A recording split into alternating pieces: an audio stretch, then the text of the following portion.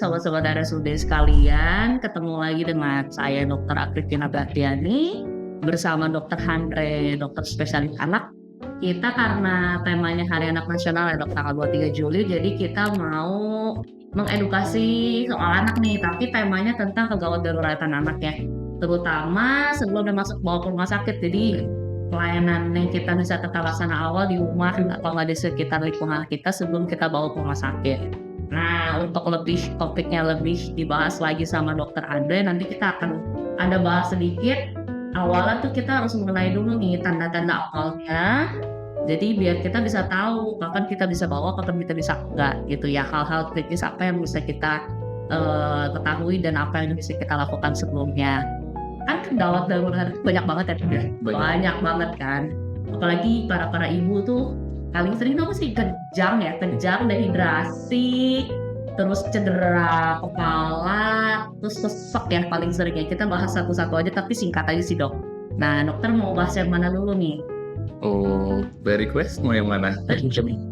Paling sering ya aku jaga itu sih yaitu dehidrasi, kejang sama sesek. Kita coba topik kejang dulu deh. Biasanya nih para ibu, bapak tuh anak kejang apalagi pertama kali tuh ya itu kan khawatir, was-was terus dibawa kamu sana kayak gitu. Jadi beliau tuh di rumah tuh belum dia ngapain gitu, langsung dibawa ke sini. Padahal kan tata laksana awalnya kan tahu ya. Coba dok dijelaskan. Baik, jadi kita akan bahas tentang kegawat daruratan di rumah yang bisa dilakukan dan bisa dikerjakan oleh para, ini kita manggilnya moms, dad, parents atau bunda aja. Oh, I know. Jadi kita harus menggunakan kata sopan yang tepat. Jadi biar kayak ngobrolnya kayak enak gitu. Jadi kita akan pada ayah bunda, kalau misalnya muncul kejang pada anak, kan kejang itu kan kita ada kebagi nih, ada kejang dengan demam dan kejang tanpa demam. Nah kalau kejang dengan demam itu yang paling sering ya Tina ya, paling aman, yang paling sering muncul.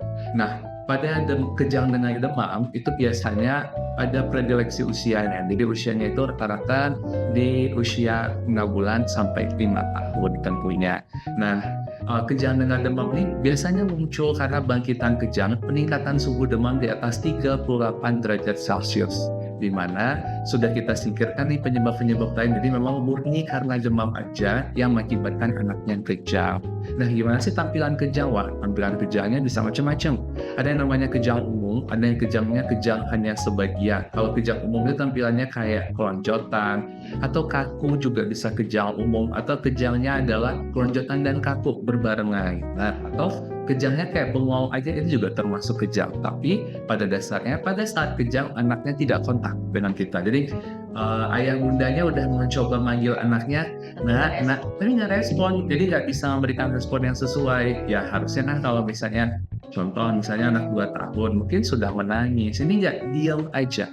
Nah sedangkan tanda kejang berikutnya bisa kita lihat adalah ujung dari bibir tangan, ujung kuku, ujung kaki, sama ujung dari bibirnya mengalami kebiruan. Nah ini kita curiganya sudah mengalami kencang. Dan ada baiknya waktu pas muncul kejang kita juga cek suhu untuk memastikan ini berat atau memang panik ya. Biasanya nggak mungkin kan ngukur suhu, palingan dilakukan perabaan dengan menggunakan tangan. Oh ini perabaannya hangat, jadi kalau misalnya perabaannya hangat udah kita lakukan pasti nih ini kejang dengan demam gitu Pina. Nah tata laksana awalnya dok pas lagi kejang di rumah, misalnya di rumah aku kan jauh nih dok, Baik. ujung ke ujung untuk rumah sakit jauh. Nah di rumahnya ini kita harus ngapain dulu? Oke, kita kenal dengan kayak semua yang kegawat daruratan itu pastikan ABC.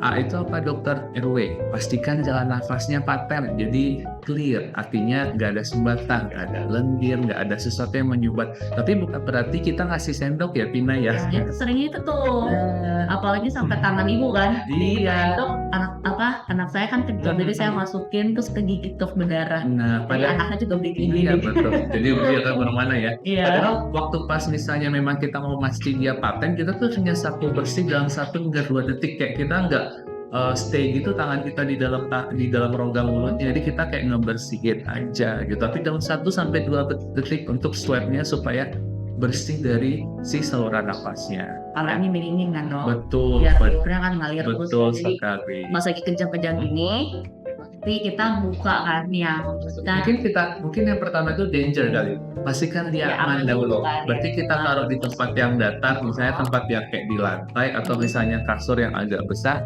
dan dia rata permukaannya, nggak ada benda-benda sekitar yang akan ganggu. Kalau anaknya misalnya kejang itu kan takutnya misalnya ada keramik yang pecah malah nimpa anaknya.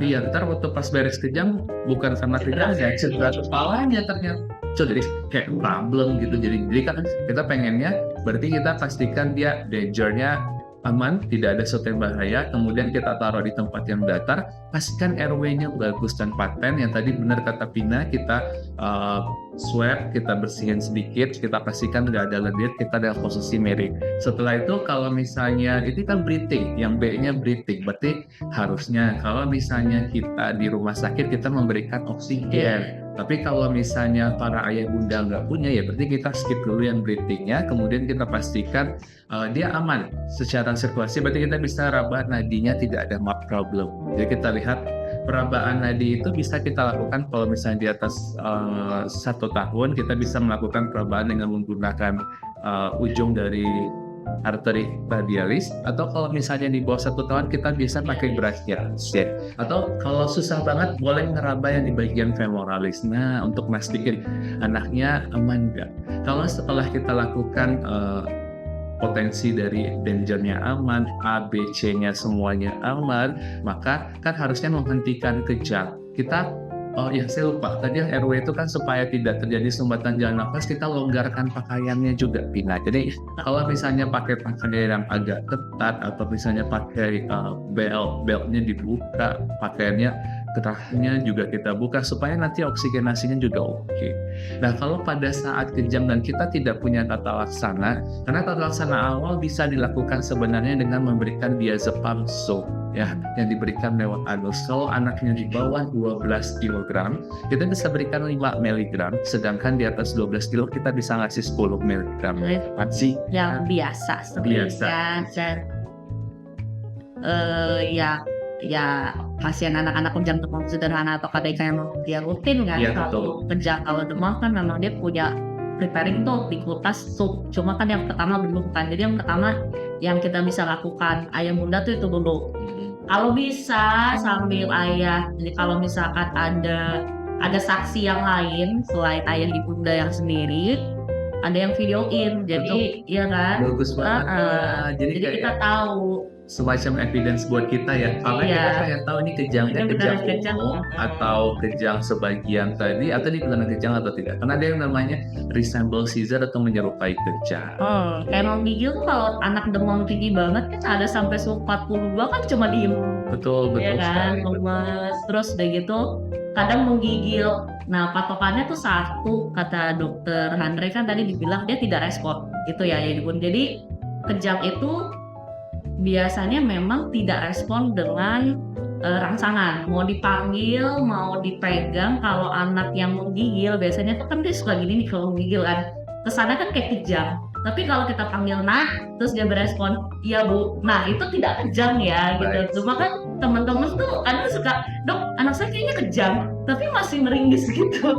Jadi kan itu bukan kejang, panik ya biasa kan. Kalau kita namanya di resemble seizure ya, menyerupai gitu. Jadi kadang suka panik, dok anak saya kejang, padahal dia lagi menggigil, pas dicek gue suhunya 42 gitu. Pas udah kita tata obat bukan obat kejang tapi obat demam, turun anak tenang gitu ya.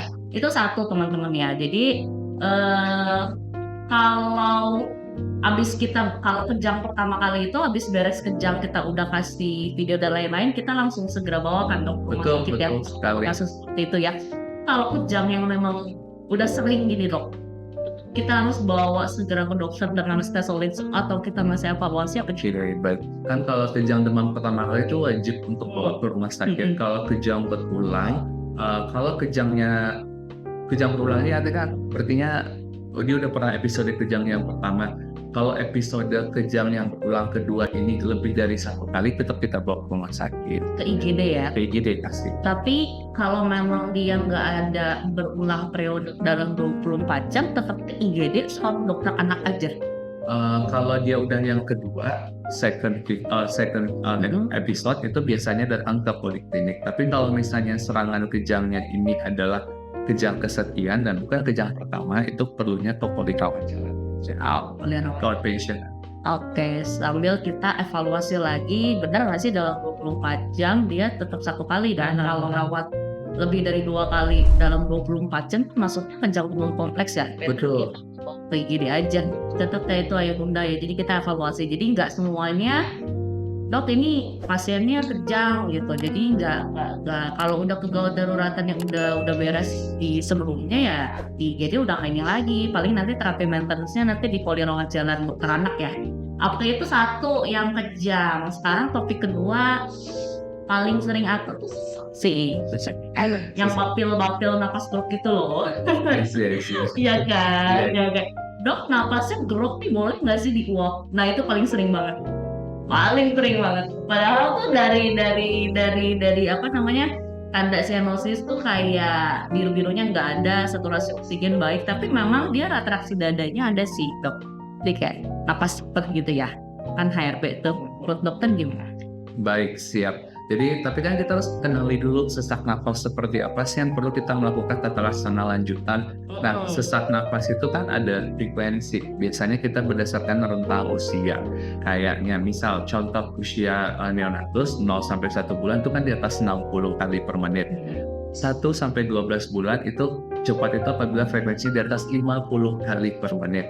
Kemudian 1 sampai 5 tahun itu di atas 40, di atas 5 itu di atas 5 itu di atas 30. Jadi kita harus tahu dulu, oh ini jumlah dari usaha nafasnya berapa ya. Jadi kita, karena rentang usia terhadap anak itu beda-beda usia. Cuman kita cut off-nya punya tadi 60, 50, 40, 30. Jadi itu sebagai acuan kita untuk tahu, oh ini nafasnya udah cepet nih, kita harus melakukan tata laksana.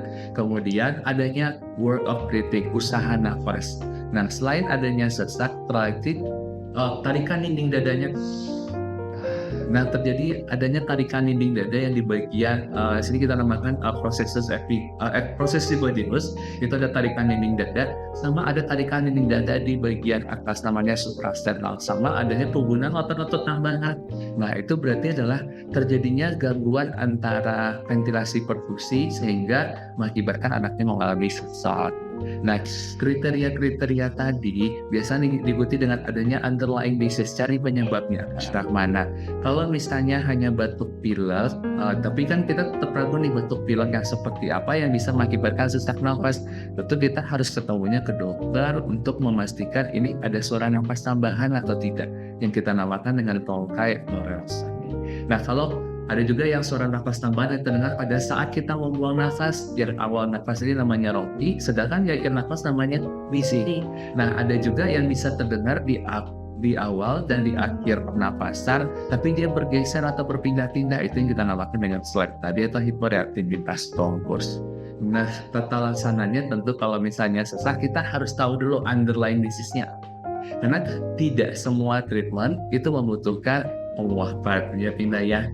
Jadi setuju ya Bina ya kan, minta uap, padahal kita harus cari tahu dulu, oh ternyata penyebabnya ke arah sini, ternyata penyebabnya cuma gara-gara kayak selain lendir gitu ya. Berarti secara kita tidak perlu melakukan pemberian nebu atau nebulizer atau uap untuk meringankan keluhannya. Irigasi aja dong berarti kan? Irigasi, sun exposure, paparan sinar matahari itu juga ikut membantu. Kemudian chest therapy juga bisa membantu untuk bukan evakuasi dahak. Itu belajar untuk mengeluarkan dahak, karena itu salah satu cara untuk mengeluarkan lendir tadi. Kemudian kalau misalnya pasiennya dengan wheezing, asma, tentu itu ada tempatnya untuk pemberian dari si nebu tadi. Nah, untuk mengetahui ini, ayah bunda tentu harusnya datangnya ke IGD untuk mendapatkan tata laksana yang sesuai.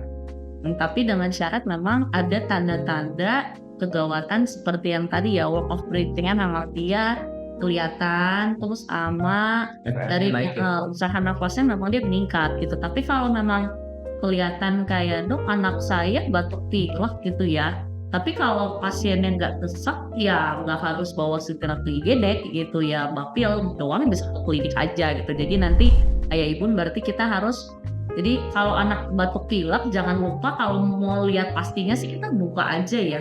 Kita lihat buka bajunya nanti kita hitung nafasnya sampai kita lihat dari pergerakan dinding dadanya kelihatan seperti apa. Tadi kan udah jelasin sama dokter Andre ya. Oke, yang ketiga yang paling sering aku iniin adalah dehidrasi. Muntah terus-terusan, diare terus-terusan, ya kan? Kadang tuh keluarga udah panik baru muntah 3 kali, dok muntah 3 kali tapi nggak bisa makan, gitu.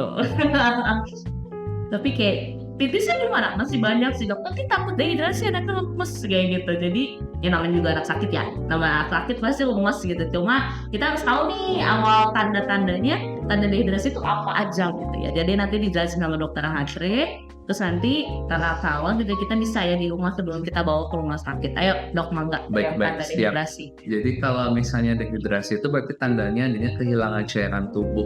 Nah, dia ada tanpa dehydration, ada tanpa dehidrasi, dehidrasi ringan sedang sama dehidrasi berat. Nah, tanpa dehidrasi itu kalau kita anggap pakai kalkulasi, itu kehilangan berat badannya itu hanya di bawah 4%. Nah, 4 sampai 5% biasanya. Tapi kita nggak bisa gitu. Kita nggak bisa hitung. Iya, jadi Bisa kita hitung kalau misalnya kita nanya, ibu berat badannya sebelum sakit berapa? Tapi kan tidak semua orang tua aware dengan berat badannya. Jadi kita kayak wah susah juga ya. Ya, jadi kita pakainya gejala klinis untuk mengetahuinya.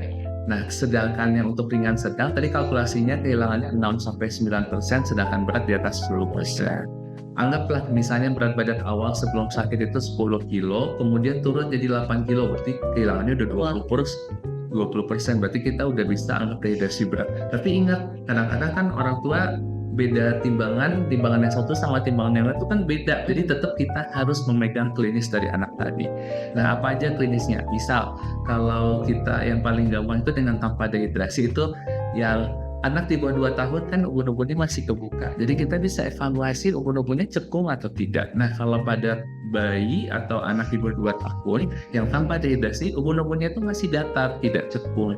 Nah, sedangkan kalau pada dehidrasi ringan sedang, kita ketemukan ubun-ubunnya itu akan mulai cekung. Nah, sedangkan yang pada dehidrasi berat itu sangat cekung ubun-ubunnya. Pak, kan awalnya kita raba tuh antara sutura kan harusnya kan rata. Nah, tapi kalau mulai dia turun mendalam, kalau semakin mendalam kita bisa ubun-ubunnya semakin cekung.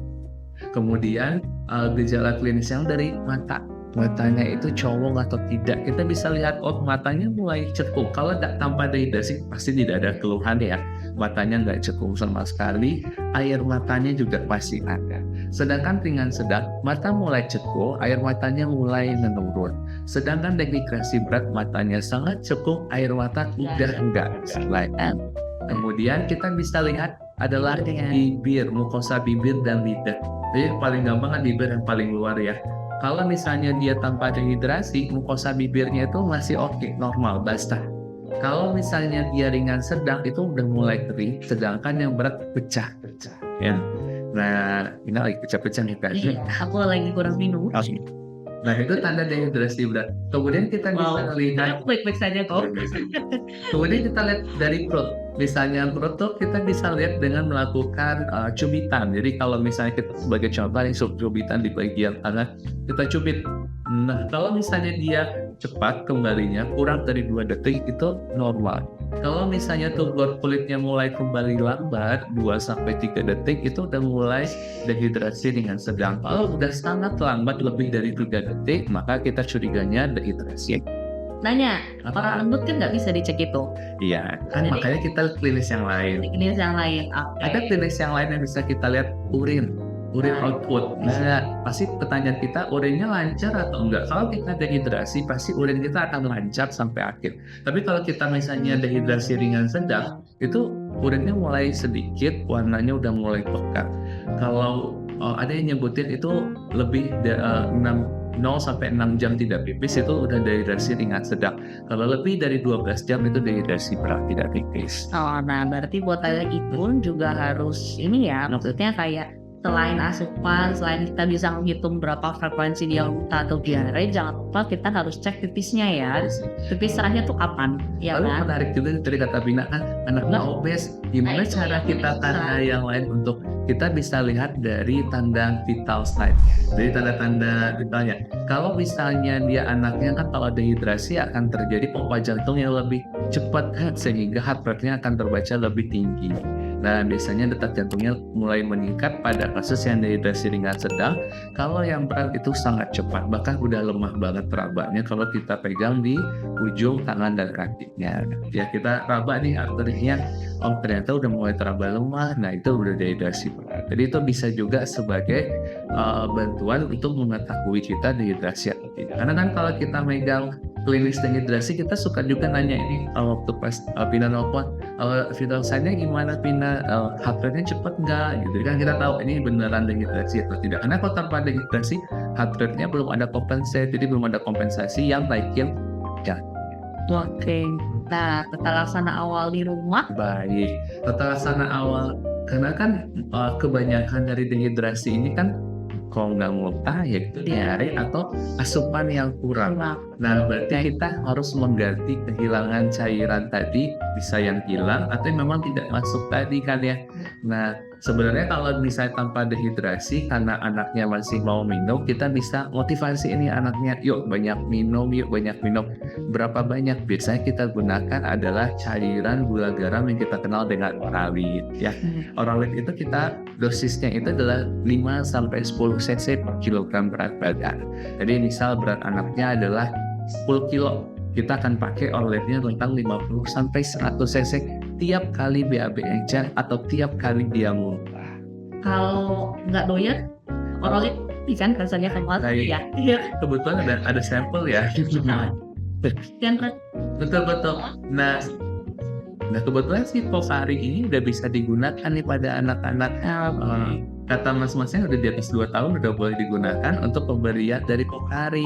Nah sama, dosisnya pun juga sama karena dia substitusi dengan menggunakan cairan tubuh juga. Jadi kita pakai dosis 5-10 cc per kilogram berat badan. berarti harus yang nggak bisa air pure putih ya? Atau air gula atau Baik, jus ya. gitu gimana? Beda, soalnya gini kan, kalau misalnya pada saat muntah dan diare itu kan kehilangan cairan dan elektrolit. Sedangkan kalau kita cuma ngasih larutan air gula, berarti kan cuma glukosa sama si air aja. Tapi kan nggak ada elektrolitnya, nggak ada natriumnya, nggak ada kloridanya, nggak ada kaliumnya. Itu kan komposisinya kurang tepat, jadi tidak bisa memperbaiki kehilangan cairan tubuh yang ya kalau diare pasti akan kehilangannya cairan, bisa kehilangan si natrium juga kan, sedangkan kalau muntah kehilangannya kalium yang paling umum. Nah itu kita bisa bantu substitusi dengan menggunakan Oralit atau kan tadi pilihan kedua Pocari, atau bisa juga menggunakan air kelapa muda. Cuman lihat juga rentang usianya, kan nggak mungkin neonatus kita kasih air kelapa muda ya. Jadi dari mulai kapan? Kalau air kelapa? Air kelapa itu sih kita bisa encourage mulai dari 6 months sih, dari 6 bulan ke atas. Ya dong. Oke. Cuman tetap pilihan utamanya itu adalah Oralit ya. Oralit bisa dijual bebas kan? Nggak harus ketemu dokter dulu lah. bisa dijual bebas. Ingat, satu saset Oralit itu harus diencerkan dengan 200 cc air. Jadi kalau misalnya nih kita udah bikin 200 cc dan kita cuma ngasih kan 10 kilo 50-100, berarti kan ada sisanya dong. Ini hanya bisa dalam 2 jam. Lebih dari 2 jam Dibuang. Oh, sama sih kayak bikin kita susuk kali ya. Jadi prinsipnya kalau sudah di 3 jam udah nggak bisa kan? malah kontaminasi kuman nantinya. Malah jadinya makin parah dia Yes. ya kan? Biar muntah. Nah, untuk pemberian aku mau nanya paling sering ini, cara pemberian Oralit itu tuh apakah langsung diminum atau memang dia perlahan deh? Itu paling sering sih. Anak saya tuh nggak ini, habis dikasih malah makin muntah atau makin kembung. Nah, kita langsung blok gitu atau memang bertahap sih dok? Biasanya kita berikan secara bertahap. Kalau ada kan nanti malah merangsang muntahnya kan ya. Iya, jadi selesai dokter. Boleh. Dengan rentang pemberian maksimalnya berapa lama? Sama kayak Apa? 30 menit sih, setengah jam ya. Dalam satu misalnya kita dalam tapi kan kayak 100 cc itu coba diusahakan dalam setengah jam. Cuman kan kita juga harus mulai nih, kita udah evaluasi, kita udah kasih Oralid, ternyata proses yang keluarnya lebih banyak daripada yang masuk, maka kita harus mengganti kehilangan cairan tadi. Tentu kita nggak bisa via oral lagi, kita butuh yang lebih advance, berarti datang ke rumah sakit, ke IGD untuk dipasangin infusasi ya. Jadi kita cairannya kita ambil alihnya ke cairan infus, tentu itu jauh lebih baik. Ya, Dengan tanda dehidrasinya sudah jelas ya. Oke, 3 jam ya? ya cukup. Kayaknya sudah banyak yang bertanya ya. 3 aja dulu, aku banyak ya. Jadi oke. Pertanyaannya mau berapa yang mau diambil? Masih ada waktu nggak nih? Masih ya? Masih. 3 aja lah ya. Oke, good. Sip. Yang pertama, saat anak demam, kapan waktu yang tepat membawa anak ke rumah sakit tanda gejala anak shock? Tapi demam udah ya. Oke. Tadi ya udah kita coba recap aja kali ya. Pertanyaan pertama tadi Mas, saat anak demam, kapan yang tepat membawa anak ke rumah sakit? Oke, demam itu kan peningkatan suhu di atas 37,5. Munculnya kegawatan itu apabila muncul resiko hiperpireksia. Hiperpireksia itu di atas 40, 41. Literatur ada yang ngomong 40, literatur ada yang lain ada yang ngomong 41. Jadi kalau misalnya di atas 40, jika anaknya sudah mulai demam, maka resikonya apa yang muncul dengan demam tinggi tadi? Dehidrasi juga sama kejang demam. Kalau dehidrasi kok bisa muncul pada keadaan demam? Karena ketika demam terjadi kan panasnya banyak tuh berlebih, sehingga pembuluh darah kita di kulit akan melebar. Kalau lebar maka akan terjadi penguapan yang berlebihan sehingga terjadi dehidrasi. Yang kedua adalah risiko kejang yang kita jabarkan tadi. Memang risiko kejang itu muncul di atas 38, tapi berdasarkan literatur dia bisa 4-6 kali lipat lebih tinggi angka kejadiannya pada suhu di atas 40. Jadi makanya kita takut nih tanda-tanda bahaya tadi muncul, maka segera kita bawa ke rumah sakit. Kalau demamnya memang sudah kan tata laksana awal, kita ngasihnya adalah paracetamol dengan dosis 10-15 mg per kilogram berat badan per kali. Bisa kita berikan interval 4-6 jam jika diperlukan jika demamnya berulang. Nah, pemberian obat demamnya ini diberikan secara oral. Kalau misalnya dia memang persisten alias menetap dari 2 atau 3 kali pemberian obat oral tidak membaik, kita boleh memberikan alternatif obat yang lewat anus. Nah, itu bisa didapatkan atau mendapatkan resep dokter ya Vina ya, udah dimasukin lewat anus supaya menurunkan demamnya lebih cepat dibandingkan obat oral. Kapan kegawatannya muncul? Ya tadi udah muncul tanda dehidrasi atau memang sudah diikuti dengan gejala kejang. Itu sih terjawab pertanyaan nomor 1 ya Vina ya. Oke. Baik. Yang kedua, ini kemarin cek lab demam masuk tinggi ya. Baik, oke. Ini agak beda sih, kita skip aja ya karena sih penasarannya hampir rendah dok. Hampir rendah, nanti kita tunggu di poli ya. Next aja karena nanti itu anemia ya pada anak. Next. Nanti kita tunggu di poli ya. Oke. Ayah bunda tadi ya bukan? Iya, ayah bunda. Nanti ketemu dokter Andre. Atau nanti kita next akan bahas tentang anemia ya. Selain ini kemarin ada si talasemia, nanti kita cek lagi. Oke, siap, baik. Pertolongan pertama dengan luka berat. Luka beratnya apa dulu nih? Cedera luka kan, luka bakar aja deh. Oke. Luka bakar paling sering itu dikasih odol. Odol kecap tuh perlu nggak sih? Tapi sampai sekarang deh ya, yang awam-awam itu, bahkan mama saya suka kalau kena itu dikasih odol. Harusnya enggak kan ya dok? Gimana bocah kan suka main api, suka nggak jelas gitu loh bocah. Nah. Ayah Ibu gimana nih? Luka bakar. Nah, tadi mungkin termasuk kegawat daruratan ya. Cuman kita kayak meng-highlight-nya yang lebih sering aja. Ibunya keren ya. Bisa nanyain hal-hal yang maksudnya kayak cenayang kali ya. Nanyain pertanyaan yang kita tidak jabarkan. Tapi it's okay. Ini masih relate juga dengan kegawat daruratan atau emergensi pada anak yang bisa dilakukan di rumah. Jadi kalau misalnya ada luka bakar, tadi kata Vina, pertama kita pastikan dulu danger. Kan dia kena luka bakar, pastikan dulu dia aman. Pada dasarnya prinsipnya sama yang kayak tadi, kita pastikan dia aman, kita jauhkan dari penyebab dari luka bakar ya. Kalau misalnya dia terkena api, berarti kan kita harus matikan sumber api, anaknya di take out, ditarik, kemudian sumber apinya dimatikan biar nggak nyebar kemana-mana. Setelah itu, berarti kan yang handle ini nggak bisa satu orang, yang bisa beberapa orang. Orang yang kedua mungkin langsung mensiram air mengalir. Jadi kita nyalain air, sirap air mengalir selama 10 hingga 15 menit. Dengan harapan nanti si kan luka bakar itu kan sesuai dengan lapisan-lapisan kulitnya. Kalau ada epidermis, dermis, dan di bawah subdermis. Kalau misalnya dia sampai ke bagian bawah, maka nanti penanganannya kan lebih berat ya. Tentu bisa risikonya juga terbentuk jaringan parut. Nah itu tentu secara estetik juga akan mengganggu. Jadi dengan kita melakukan penyiraman itu sangat bagus banget selama 10-15 menit. Nah kemudian dialirin aja, betul, dialirin aja sama air bersih yang ngalir ya, jangan air got ya. Biasa dicelup Jangan RS. luka bakar itu malah menimbulkan kayak resiko yang lebih berat dengan kita memberikan es tadi. Oke. Lalu nggak usah pakai yang aneh-aneh. Contohnya apa? Odol. Dingin min gitu sih. Apalagi daun jarak. Kalau aku pernah dengar kayak orang misalnya dikasih daun jarak, habis itu dikasih mentega, mau bikin kayak mau masak aja gitu. Dikasih minyak, dikasih kecap. No, kita nggak perlu. Setelah itu kita mending kita tutup lukanya dengan kasta basta. Nah, habis itu segera datang ke rumah sakit untuk mendapatkan penanganan. Karena kita harus tahu dulu ukuran luka bakarnya berapa, kemudian derajatnya berapa, atau pelaksanaan tentu akan berbeda juga. Ya. Nanti akan dilihat sama dokter jaganya kalau memang perlu rawatan inap, karena nggak semua luka bakar juga ya, Ibu. Nggak semua luka bakar itu bakal dirawat inap. Betul. Jadi ada indikasi kapan dia rawat jalan, kapan dia rawat inap. Makanya nanti kalau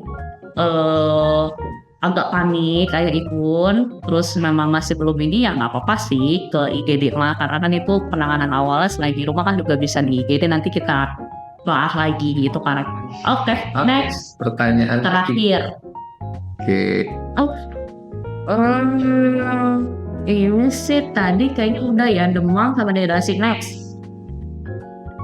Oh sudah. Oh baik. Ya jauh. Gitu kita tutup saja. Iya. Oke, jadi penutupnya adalah kita udahin aja ya. Jadi karena topiknya dengan kegawat daruratan yang kita memang lebih intinya sih dari kebanyakan kegawat daruratan pasien itu, tadi kita lebih ke spesifik cara paling seringnya adalah 3 soal kejang tadi ya dok, kejang, sesak napas, dan dehidrasi. Tadi sudah dijelasin tanda awalnya bagaimana, apa aja yang harus kita laksana awal di rumah. Intinya sih tetap sama adalah dangernya, kita harus jauhkan dari sekitar dangernya itu. Jadi amankan pasien, jadi hindari dari bahayanya. Yang kedua itu adalah airway breathing sama airway breathingnya sih yang utama ya. Kalau circulation kan baru ke dehidrasi, jadi airway breathingnya kalau kejang itu kita pastikan dia jalan napasnya baik ya. Jadi kita buka kerahnya, kita miringkan kepalanya, dan jangan memasukkan apapun ke dalam mulutnya itu kalau kejang. Terus kalau yang sesak nafas berarti sama, kita pantau juga jalan nafasnya, dia sesaknya apa karena memang jalan nafasnya tertutup atau tidak, usahakan jalan nafasnya juga baik. Nanti breathingnya nanti kita telah lagi dari usaha nafas sama dari pergerakan dari dadanya, ada retraksi dinding dada kalau enggak. Terus yang ketiga tanda dehidrasi. Nah jadi kita harus tahu juga tuh dari kepala aja berarti ya, kalau aku lihat simpulkan dari mulut, mata, bibir, itu aja sudah bisa melihat satu bagian, udah kita bisa kenali tanda dehidrasinya. Ke bawah, ke kulit, di perut, di mana gitu ya, sama bawa lagi ya pipis. Jadi ayah ibu inget ya, itu tanda awal banget yang kita bisa telaah di rumah gitu sebelum kita bawa ke dokter. Kalau memang udah mulai kenal nih tanda-tandanya, langsung dibawa, jangan ditunda dulu. Kayaknya udah mulai ini deh. Jadi kayak kadang tuh suka feeling gitu ibunya. Abis anakku masih aktif dok, jadi saya ya udah nggak bawa, ternyata pas datang kita udah berat gitu ya kan. Padahal udah kelihatan dari gejala klinisnya, walaupun anaknya aktif tapi pipisnya udah berkurang gitu loh. Udah kan udah termasuk yang dehidrasi ya sebenarnya, tapi bawa kita karena udah keburu telat. Jadi ayah ibu kan udah cukup tahu lah sedikit ya, setidaknya nggak yang kosongan banget, nggak yang buta banget, jadi udah tahu nih tanda dan tata laksana awal tadi udah dijelasin. Nah gitu dulu, aku disuruh promosiin jadwal dokter. Nanti kapan prakteknya boleh tahu, nanti kita bisa sharing untuk konsultasi. Baik, untuk boleh rawat jalan, mungkin rawat inap ya. Poli rawat jalannya kita ketemu di Selasa, Rabu, dan Kamis. Mulainya itu di jam 14 sampai selesai. Jam sore ya. Sore. Kalau jam sore enaknya gini sih, jadi ya ayah ibu yang baru beres kerja dia bisa hadir. Jadi nggak cuma perwakilan doang. Enaknya gitu sih kalau poli sore ya. Jadi nanti kalau mau tanya-tanya mau ngajak langsung dokter Andre dan saya ya.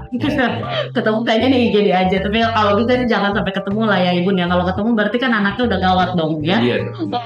Baik. Terus 3, jangan lupa selalu subscribe. Terus nanti channel RSUD Kota Bogor, karena kayak gini nih banyak banget podcast yang mengenai tentang kesehatan kayak gini. Kalau memang kalian lebih aware anak, kita sering banget kok tentang kesehatan anak. Kalau kalian lebih sering lagi in viral tentang kasus apa juga, kita selalu update. Ya kan, seminggu atau sebulan sekali, 2 kali itu kita akan selalu update minimal untuk tentang podcast kesehatan ini. Oke teman-teman, jangan lupa untuk di like dan subscribe. Oke, pagi ini sudah cukup kita podcastnya. Sudah cukup. Terima kasih Dokter Hana atas waktunya. Oke, sorry ngeganggu, ini memang ini kan visit dan poli. Bentar lagi di rumah sakit lainnya. Oke, sekalian sekian untuk sobat-sobat dan ayah ibu yang sudah mendengar. Terima kasih banyak. Kita tutup ya. Semoga bermanfaat ilmunya. Selamat pagi. Bye-bye.